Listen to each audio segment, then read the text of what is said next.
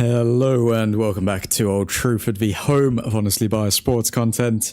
Tonight we are going to be covering Joshua Zirkzee potentially leaving United, Ugarte starting against Liverpool, and Lenny Yoro on the Golden Boy list. So let's get straight to it.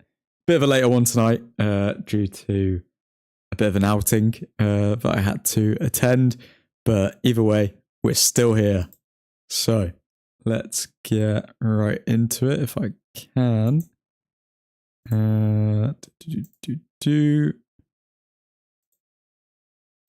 Perfect. Okay, here we are. So let's start off with Joshua Zirkzee. AS Roma are monitoring Joshua Zirkzee's situation before a potential January loan bid. Como are also interested in him, as per Hurst class, Paul Hurst. Lenny Yoro is one of 25 finalists for this year's European Golden Boy Award. So shout out to Mr. Lenny Yoro himself. Mason Mount had a few words to say on the upcoming game against Liverpool. It's a huge match for both teams. It's an away match, so it's going to be difficult, but we are ready. We must prepare in the coming days, but we're all very eager. It's the type of match that every player wants to play. Now, with quotes like that, I'm sorry, Mason Mount has to start over Cunha, surely. I think, fun fact as well, I think Mason Mount and Luke Shaw are two of the only players in the United squad right now. I think they're the only two players to have actually won at Anfield. Both weren't when they were playing for United. So for Mason Mount, that was during his time at Chelsea, and for Luke Shaw, that was his time at Southampton. So it's kind of mad that there are no players in the squad right now who have won at Anfield while playing for Manchester United. Exclusive from IndyCaler News here, Manchester United officials met CAA Stella, who are a world-leading sports agency. Elliot Anderson is represented by CAA Stella. Man United presented their long-term project to the player who will leave Nottingham Forest this January or summer. Do I see it happening in Jan? Probably not, given the fact that Nottingham Forest aren't exactly lighting the world on fire at the moment. I doubt their owner is going to just willingly sell one of their best players. What else do we have for you? Luke Shaw. So Luke Shaw is speaking on the last game that we played at Anfield, where Martinez scored a goal, I believe. So this is what Luke Shaw said. It was tough to watch, but we enjoyed it. When Martinez scored, it was absolutely wild in the stands. It will be a high-level match between two good teams. It's a day where you feel like a fan, hoping that this time we, speaking about him and Mason Mount, will be on the pitch and involved in the match. I do think that Luke Shaw is obviously going to start, given the fact the two injuries that we are facing right now are with Aiden Heaven and Lisandro Martinez, leaving that left centre-back option very, very weak. And looks like Luke Shaw is the only option we have at this point. Phil Jones had this to say on Ruben Amorim. Do I want to see any manager or coach losing their job? No, especially with the route I want to go down now. You need time to get your squad together. I like the fact Sir Jim Ratcliffe has come out and backed him, as you would expect, but it's a results business.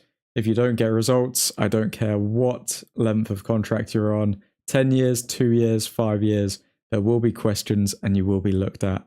Sunderland was probably the most complete performance I've seen from United this season in every department, but then you play Liverpool, your fierce rivals. If you don't win there, you've got Brighton coming up, and that's not an easy game the way they're playing at the minute. If you get a draw against Liverpool and then go and beat Brighton at home, you've gathered a bit of momentum, and can they really kick on and use it as a catalyst to do something? How many times have we said that over the last 6 years? Would I like to see Amorim succeed, do really well in the back end of this season and maybe win a trophy? Of course, I'd love nothing more. So yeah, a very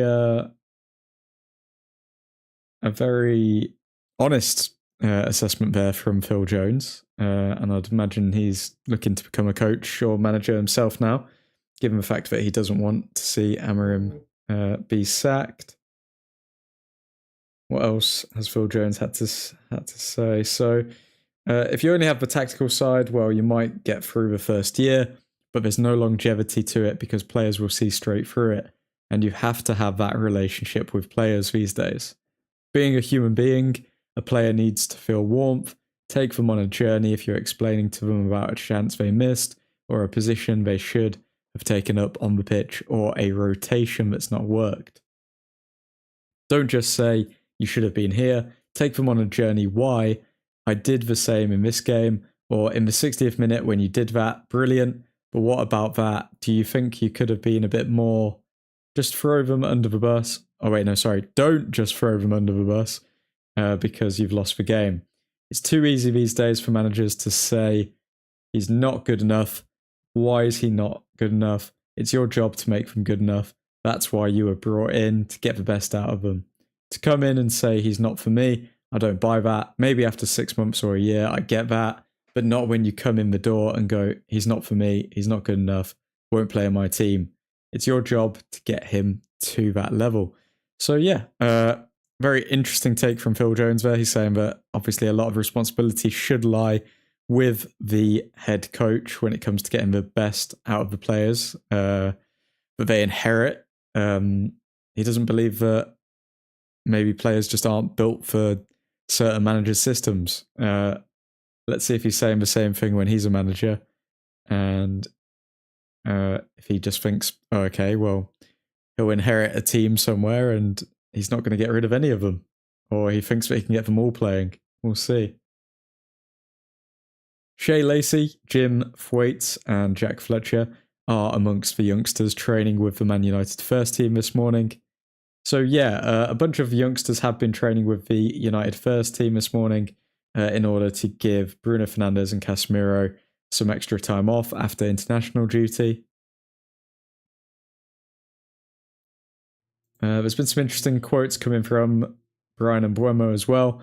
Before signing for Man United, Mbeumo's sister, Maeva, asked him, why Man United? Their league position isn't very good. And Mbeumo's reply was, it's a club that can bounce back. Their game plan is interesting. I'm committed. I'm a man of my word. For now, I'm going there. Very interesting. Very interesting. So, obviously, Mbeumo being, I think he's around like 25, 26, he's going to know all about Manchester United coming back from difficult positions. So, yeah, that is supposedly the law that we have to bring in top talent. They know that obviously Manchester United can come back and they can come back on the pitch and maybe they can come back off the pitch as well. I guess we'll have to wait and see. Man United have had the most exciting matches this season with 26.31 XG generated across them. Now, most exciting matches or most heart attack like matches, given the fact our players don't know how to defend and we're conceding a lot of XG. Not good. Bruno Fernandes has made more line-breaking passes into the opposition's penalty area than any other player in the Premier League this season. Lovely stuff. Lovely stuff. Another stat backing up the absolute brilliance of Bruno Fernandes. Eric Cantona has held direct talks about becoming an ambassador for Manchester United, with the UAE consortium interested in buying the club. Okay. Shout out to Eric Cantona. Is Eric Cantona going to come on as an ambassador for Manchester United with the UAE consortium? Is the UAE consortium even going to put an offer forward? I don't know. If I'm being honest with you. I mean, the sound of it sounds very good, but I don't know. It's still up in the air with the Glazers. I personally think it doesn't make any sense for them to sell, but I guess for the right price, United is theirs, and the right price will be around £5.5 billion. Sandro Martinez, looking ready to come back with his new little fringe that he's got going on. Truthfordians, fun fact, me and Eric Cantona have the same birthday. Wow. Eric Cantona and Ethan Johnson, two Manchester United and Old Truthford legends, sharing the big stage for their birthday. Welcome to the stream, Ethan. And thanks for tuning in, man.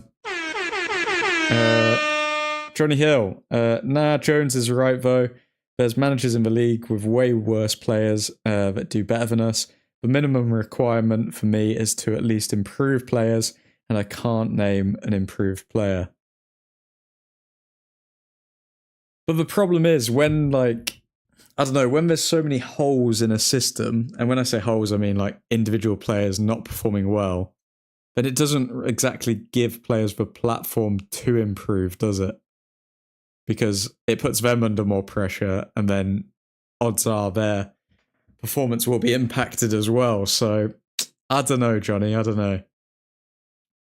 Maybe Yoro, but apart from that, can't think of any. I don't know, it's a hard one. It's too early to say as well. It's still not been a year, I don't think, or it may be approaching it now. But if you don't have the players to like actually perform the system, then everyone's going to look shiz. If you haven't had it already, have a watch of my latest Ugarte video, and you'll see how like such basic mistakes from like individual players can just change the face of the game for everyone. Like, I was shocked at how many mistakes Ugarte actually makes. But yeah. Amorim doesn't have that. Also, I've shown my dislike for Bruno, but I can also admit his performances are very hindered by being put out of position. His performances may be hindered, but again, we're looking at like, we want the overall team's performance to improve. And that's what Fernandez shares in interviews. He says, like, obviously, he's pretty much said that he'll play any position he wants to, but if it was between him getting loads of goals and assists, or it was up to like the team actually winning the match, he'd always choose the team winning the match. And I think that's the case with Bruno Fernandes, man. I mean, Amorim's putting him in that midfield position because he thinks we can dominate games with him there. Like, Fernandes has a crazy work rate, and we need that next to Casemiro. By the way, folks, if you are new to the stream, be sure to hit that like button and subscribe. We do go live every single evening, going over the Manchester United news. We have been a bit late this evening because of a work outing, but yeah, we will be going live from usually around like 7:30 p.m. UK time to around 9 p.m. Time. Like and subscribe, you ingrates. Yep, Ethan Johnson said it better than I could. Elliot Anderson, Carlos Baleba, and Adam Wharton are not January transfer targets for Manchester United. Realistically, are any of these teams going to sell some of their best players, if not their best player, in January? Unless it's for like a ridiculous fee. No, they're not. So I can understand why they wouldn't be targets for Jan. Ben Jacobs had this to say on Manuel Ugarte. I'm told that Ruben Amorim really likes Manuel Ugarte and thinks he's exactly the right kind of profile and just needs to get that extra bit out of him. Now, to me, that sounds like a very politically correct way of like, he's not done it yet. He's got the right profile, but we still need to get more out of him for him to be able to actually stay at Manchester United. So do I think that Ugarte is going to stay past the summer? Personally, no. I think that's just a bit of word salad fluff of, we just need to get a bit more out of him and then he'll be good. Just a bit more. When in reality, we need to get a lot more out of Ugarte. I can agree that Amorim needs players for his team, but I worry that we could end up losing our best talents. so that Amarim's system is backed just for us to then potentially fail. I think the solution to that, Johnny, is just, okay, if our best talents don't want to develop in the system but want to develop elsewhere, just put them on loan.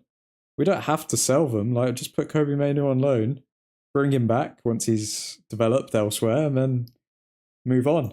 That's what I say anyway. It's why I was confused when we got rid of so many wingers instantly. We needed to get rid of the wingers, to be fair, because like they just weren't built for the system. Like, potentially you could have said that like Anthony could have been molded into a good right wing back, but at the same time, Ahmad, I think, took that crown off of him. So yeah, it's one of those. And then this is the reason for the title, gents. Manuel Ugarte is under consideration for a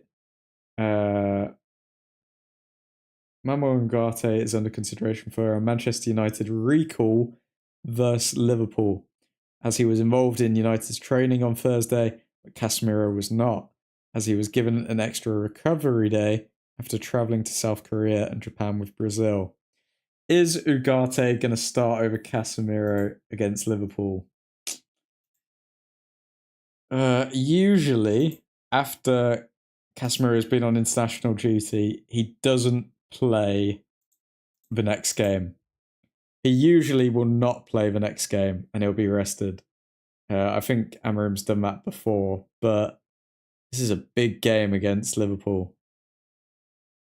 You know what? I actually think that Manuel Ugarte's style would look better against Liverpool than it would against City, because where Ugarte falls short is his technical ability. Like, against City, they've got so many technical players who are doing so many tricky things all the time that they just run circles around Ugarte, whereas Liverpool aren't really known for their technical ability as much as they're known for their power and just their, I don't know, just pure hardcore football. So yeah, I think Ugarte is an interesting one. But let's see. I mean, I would not be shocked if he has a decent game against Liverpool. It doesn't mean that he's going to be an amazing or like man of the match, but I do think that I could see him having a good game. Also, Ugarte is shit. If we start a Bruno Ugarte midfield against Liverpool, we are cooked. Ugarte is a shin kicker with no control. And if you're going to have Bruno in midfield, you need someone who can at least control the ball. Yep, completely agree, Johnny. Completely agree. I mean, I would genuinely prefer Mainu and Fernandes in the midfield if Casemiro wasn't available. I think that they would actually link up better. But let's see what Amarim does. Good news for youngster Shea Lacey. So Ruben Amorim and Shea Lacey have plenty of one-to-one conversations around the training ground, and there is said to be an eagerness to put Lacey in a position to succeed in the very near future. So yeah, we could see Shea Lacey break into the first team maybe over the next few months. We've got Mason Mount and Zirkzee returning to training. But that is all, folks. That's all the Manchester United updates I have for you today. Let me just double check there's nothing that's been going on while we've been streaming. And we'll call it an evening there because admin needs to get some bloody sleep. Okay, I don't think there's any more updates, so let's just go over to our special members page. So shout out to all of the members. Shout out to Kiefer Bix. Shout out to Ethan Johnson in the chat. Shout out to the Dutch Destroyer. And shout out to Mr. Matty Scott. I applaud you all. Thank you for keeping the lights on at Old Truthford Incorporated. But yeah, boys. Let's see what you're saying, Johnny. Same if we had Mainu, Bruno mid, and we made some good progressive plays and control the ball, but lost by fine margins, then I wouldn't complain, to be honest. Every time I see Ugarte, I cry, I laugh myself. What I think will happen is he will start Ugarte and we'll play on the counter-attack. I do not think we're going to go away to... I do not think that we're going to go away to Liverpool, to Anfield, and try and dominate the possession like we've tried to do in all of our other games. Like, I just don't see it happening. I think we're going to counter-attack, and if we are going to counter-attack, then it makes more sense on paper to pick Ugarte because he's going to be sitting quite deep. There's not going to be a lot of space behind him, so it means that there's less room for error. I think Ugarte really struggles when there's room behind him because he literally cannot sniff danger out, and also he's too slow to get back and make up for any mistakes. But yeah, folks, hope you all have a delightful end to your day or a good evening. But yeah, we will be going live tomorrow from around 7:30 till 9 PM. But until then, Godspeed.